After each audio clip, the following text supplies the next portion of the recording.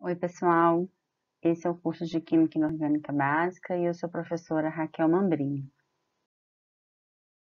Essa é a primeira aula do módulo de ácidos e bases e essa é a terceira parte.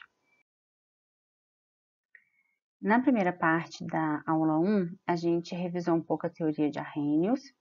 Eu espero que vocês tenham também assistido aquele vídeo que eu indiquei no YouTube como revisão de compostos inorgânicos. Na segunda parte, abordamos os conceitos de Bronsted-Lowry e a partir de agora nós vamos falar sobre os conceitos de Lewis. Já os conceitos de Pearson vai ficar para uma terceira aula, porque nas próximas aulas nós vamos tentar relacionar a estrutura dos compostos inorgânicos com a acidez e a basicidade. Então fiquem agora com a terceira parte da aula 1, onde a gente vai falar um pouquinho sobre os conceitos de Lewis. Boa aula! Por fim, a gente tem a teoria de Lewis, que é a última teoria que a gente vai abordar nessa aula, que tira dos conceitos de ácido e base o conceito protônico, o conceito de um hidrogênio ionizado. Ele abrange a teoria para qualquer espécie que tenha uma característica definida para ser um ácido de Lewis ou uma base de Lewis. Ácido de Lewis é definido com qualquer espécie que é capaz de aceitar um par de elétrons. Ou seja, ela tem que receber um par de elétrons de uma espécie que a gente vai chamar de base. Então, qual é a definição? Ácido de Lewis é um aceptor de par de elétrons. Então, a gente pode pensar que aceptores de pares de elétrons são centros, ou centros positivos, como cátions, ou alguns centros deficientes de elétrons e algumas outras situações que a gente vai ver lá na frente. A gente tem, acho que, 6 possibilidades de acidez de Lewis. Já a base de Lewis é qualquer espécie capaz de doar um par de elétrons. Então, a gente tem também nossos ânions, que têm pares de elétrons, e algumas moléculas que têm pares eletrônicos aqui disponíveis para serem doados para outra espécie. A base pode doar o seu par de elétrons, então, a uma espécie química que seja diferente de H+, né? Aqui o ácido não tem nenhum conceito relacionado a um próton+, então, a qualquer espécie que é capaz de receber, então, um H+. Ela trata, então, uma ampla variedade de reações, inclusive aquelas que não contemplam a transferência de prótons, como uma reação ácido e base. Aqui eu tenho alguns exemplos de uma reação ácido e base de Lewis, onde os primeiros reagentes aqui de todas essas reações químicas... Opa, falta uma setinha aqui.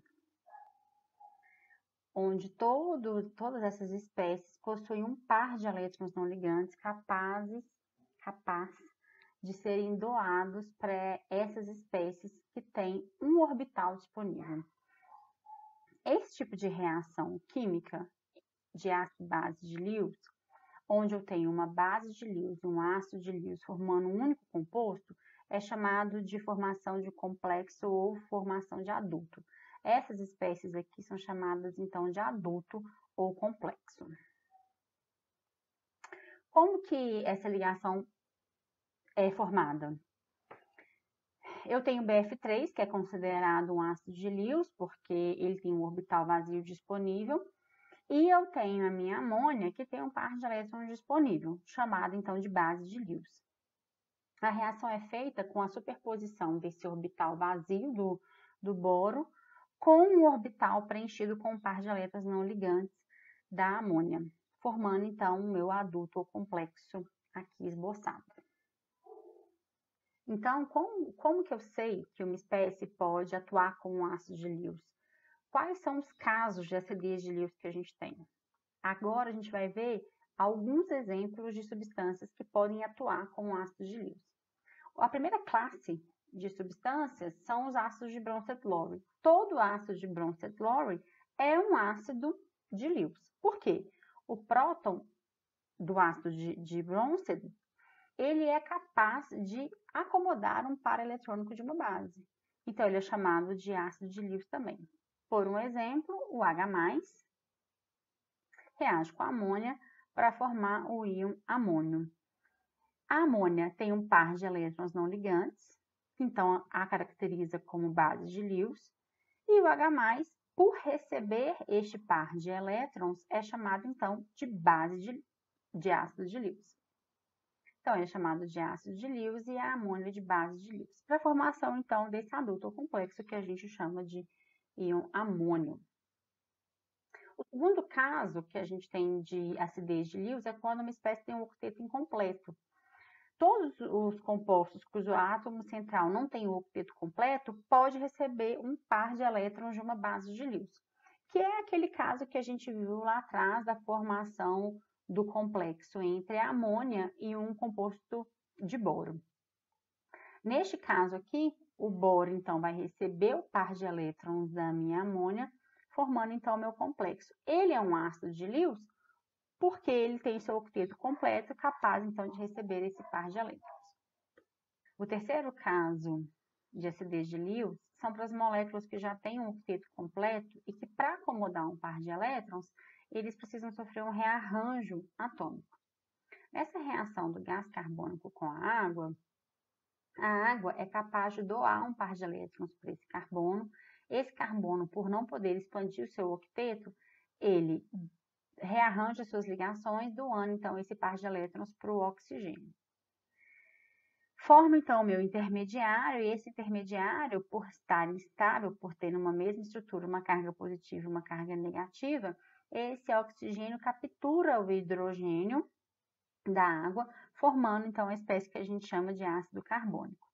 Nessa reação, o ácido carbônico ele doou um par de elétrons, então ele é chamado de ácido de Lewis, e a água doou um par de elétrons, então é chamado de base de Lewis.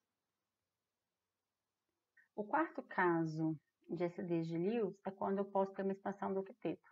Algumas moléculas ou íons, elas não precisam fazer um rearranjo atômico para acomodar um par de elétrons, elas são capazes de expandir seu octeto. Como, por exemplo, aqui no tetrafluoreto de silício reagindo com fluoreto para formar essa espécie.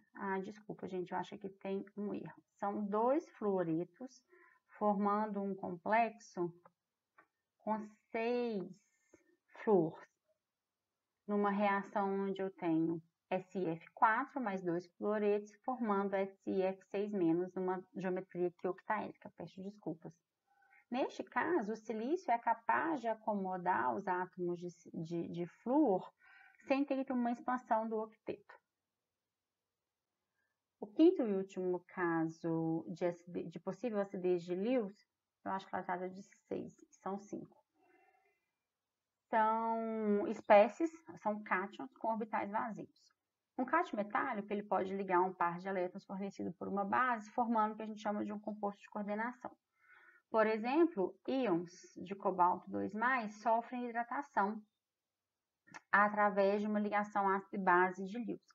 O cobalto 2+, por ter orbitais d vazios, pode acomodar o par de elétrons da água nesses orbitais vazios, formando uma ligação coordenada.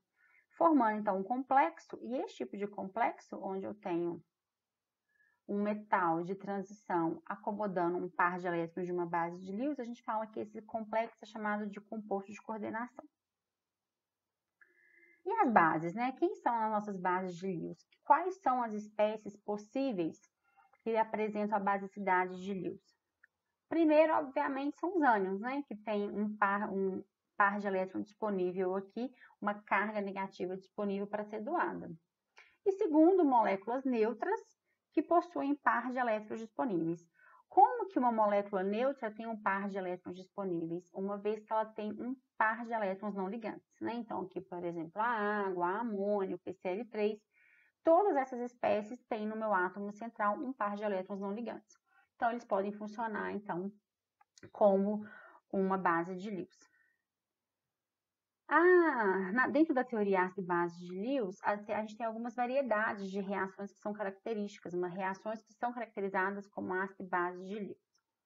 A primeira delas é a formação de complexo, que eu já exemplifiquei lá atrás, que é a reação mais simples, que ocorre ou em fase gasosa ou em solventes não coordenantes. Por exemplo, um ácido de Lewis reage com uma base de Lewis para formar uma única espécie, que a gente chama de adulto ou complexo.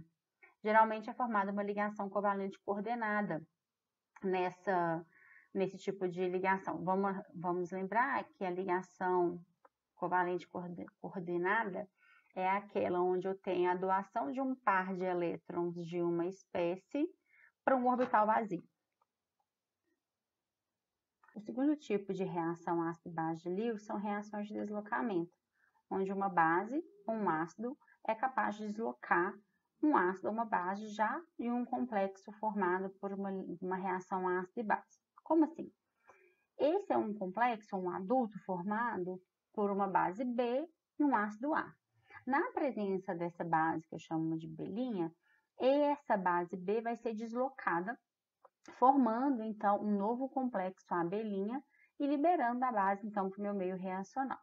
Esse tipo de deslocamento é chamado de deslocamento base-base, porque uma base foi deslocada por outra base. Nessa reação, como exemplo, o BF3 é o meu ácido de Lewis e o meu éter de metílico é a minha base de Lewis, que vai ser deslocada por a minha base nitrogenada aqui, formando, então, um complexo de BF3 com minha base nitrogenada e liberando o meu éter de metílico, num deslocamento base-base. Um exemplo de um deslocamento ácido é quando eu tenho BF3 como ácido, que vai deslocar o meu cloreto de zinco, que nesse caso aqui é o meu ácido de Lewis, formando então um novo complexo com a minha base nitrogenada e liberando meu cloreto de zinco. Essa é uma reação do tipo ácido-ácido, deslocamento ácido-ácido, porque um ácido foi deslocado por um ácido. E por fim, na última reação do tipo ácido-base de Lewis, eu tenho a reação de metáfise, que também é chamada de reação de dupla troca ou duplo deslocamento. Nessas reações, eu tenho um complexo formado já por uma reação ácido-base de Lewis e um outro complexo formado também por uma reação ácido-base de Lewis.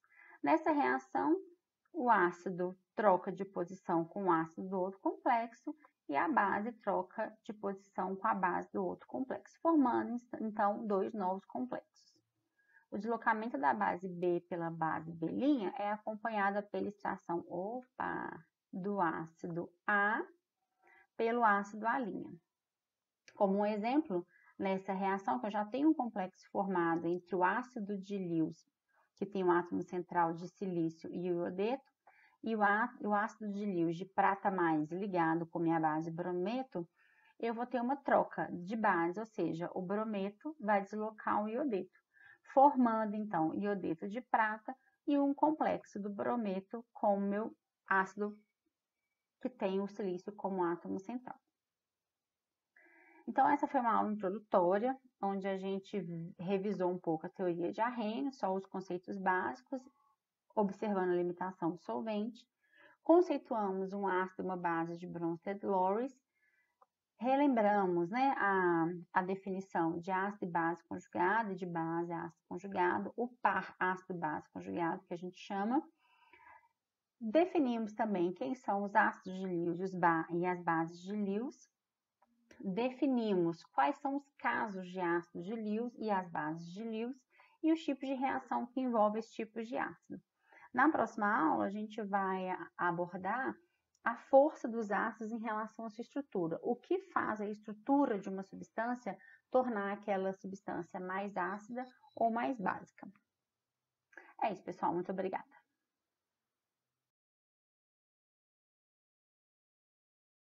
De todos esses...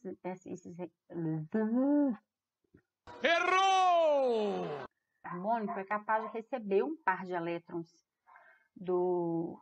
Gente, esse cachorro aqui tá osso. Jesus! Deu ruim. Só porque ele não tem meu olho aqui, ó. Tá me incomodando. Entendeu? Vou cortar essa parte, tá? Não, mas tô doendo muito. Dá um passo à frente na teoria de Arrhenius, uma vez que ela não recebe. Errou! Opa, nossa senhora, vocês viram o que aconteceu? Ela dá um passo à frente à teoria de próton. A água recebe o próton a água doa o par de elétrons para o próton, formando então um par ácido. Que é isso, Raquel? Embolou tudo, filha. Errou! É capaz de ser... Nossa, tá horrível isso, filha. Vamos de novo.